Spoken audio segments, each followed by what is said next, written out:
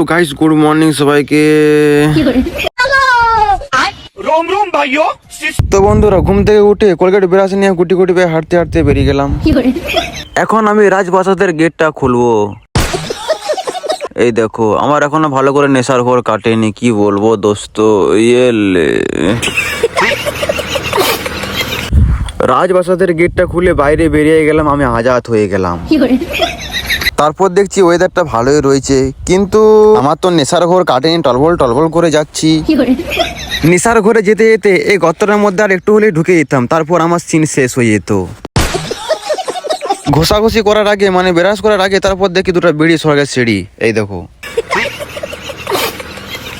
তারপর বন্ধুরা, ঘষাঘষি করতে করতে দেখি একটা 5 কেজির পাথর পড়ে রয়েছে। এত বড় পাথরটাকে হাতে নিয়ে দূর দিকে ছুড়ে দিলাম, যা চলে যা তোর বইয়ের কাছে।